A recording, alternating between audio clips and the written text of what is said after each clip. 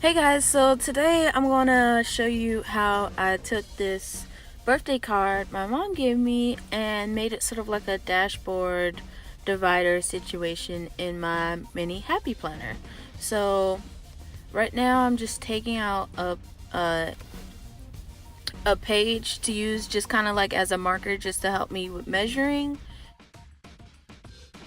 So I really loved the blue in this card. I felt it went well with the happy planner I have now, but also I love like the butterflies and the flowers and whatnot.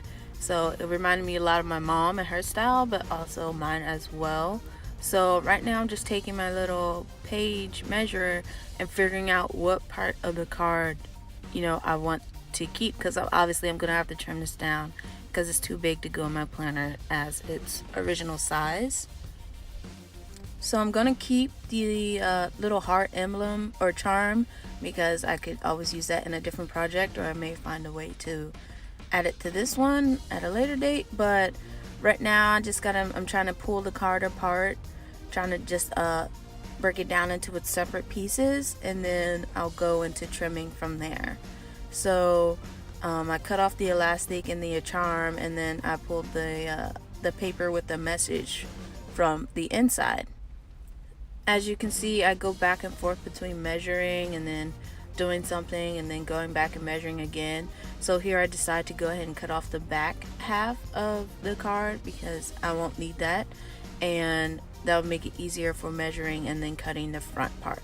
So I keep using the page measurer as a reference because what I'm really paying attention to is the punches, and I don't want the words, especially those nice, fancy foil words on the front, to be, punched through when it comes time to actually punch the page and put it into my planner. So what I'm doing is positioning the page and then looking at where the punches are and making sure I'm not seeing any parts of the letters. So the punches are actually after the letters instead of being able to punch into the letters, if that makes sense. And then obviously you'll see at the very end how it all worked out. And then when it came to the height of the my little card here, I wanted to have more of the design as far as like either it being more on the top or more on the bottom, instead of having to cut off parts of each from the top and the bottom. So I decided to go with having most of the top showing because of being able to see that whole butterfly and all those flowers and whatnot at the top. So I decided to leave the top design and then cut off the excess height at the bottom.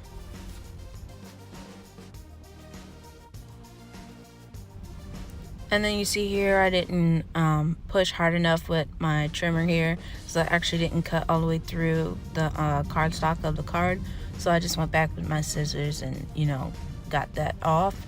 And then there was a little bit left at the top as well. There's like a few indentations in the card where the elastic had been, so I went ahead and just trimmed that little bit off as well, just to give me nice straight edges all the way around.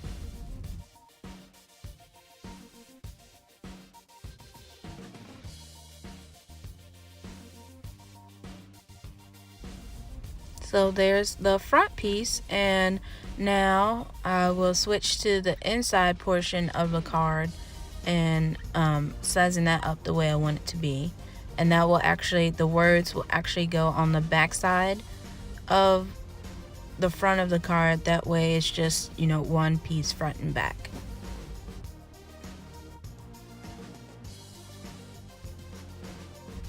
With this particular side, I didn't necessarily have to worry about where the punches were going to go as much, because with that trim of little blue dots down the right side, that's where the punches would be. So my focus here was mainly about making sure I got the words as centered as possible, height wise, horizontally wise, or vertically wise rather, and that I made sure I got my mom's handwriting that said mom, obviously.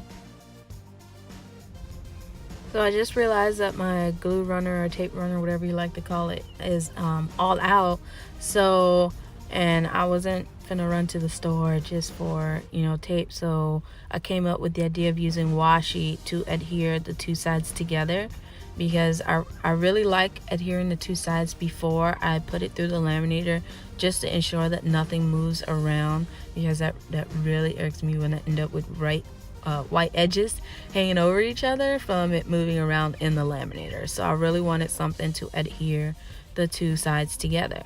And I had this washi tape in my stash here and figured that would work best. I went ahead and trimmed everything up, and then it was time to break out the laminator.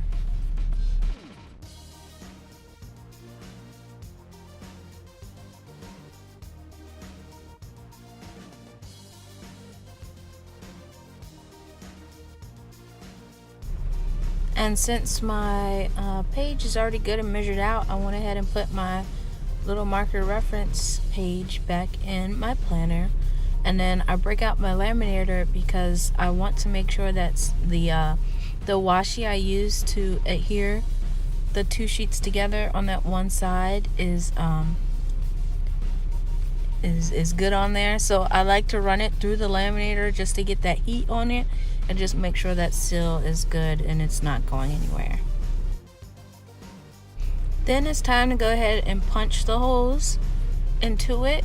But as you can see, I'm having a bit of an issue because, like I stated at the beginning of the video, it does not like punching the laminate. So those two holes that you saw ripped, the laminate is still stuck in the punch. So I'm having such a hard time getting my paper in there because those laminate pieces are still in the holes.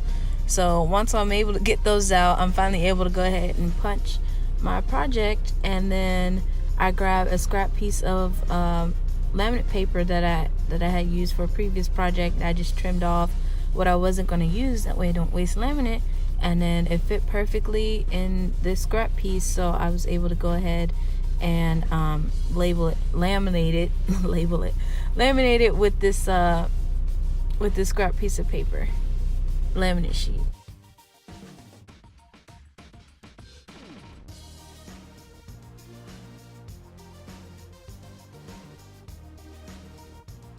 So after I go ahead and put it through the laminator once, I break out my paper trimmer again and go ahead and trim off the excess edges of the laminate sheet.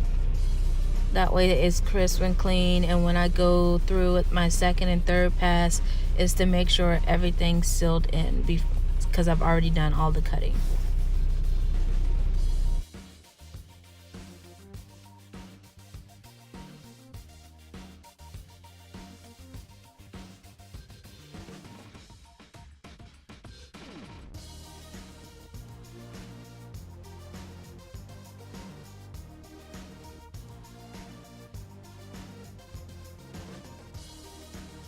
And learning from my previous mistakes, I'm not going to try to put this through the Happy Planner punch again. This time I'm just going to take my scissors and just cut the laminate manually. So it doesn't give like a nice clean cut, because obviously you can't get into every single little crevice and arch and whatnot to cut it properly. But it is enough to to reinforce the punches that were already made.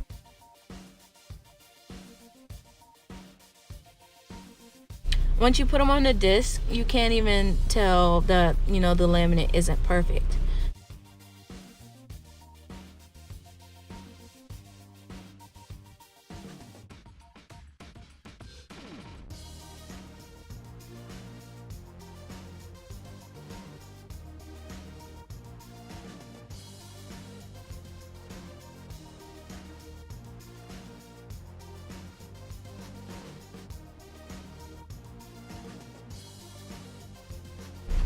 So after cutting the punches again with my scissors, I'm gonna go ahead and run it through the laminator one, maybe two more times, just to make sure if anything that any seals I may have broken with cutting the laminate, I want to go back and put it through this laminator so it closes them all back up.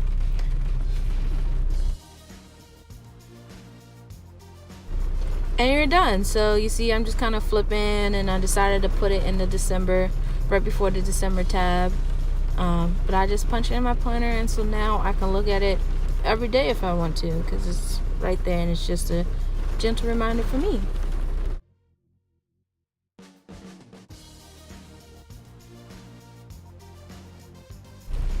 So as always, guys, never settle for face value, and until next time, bye.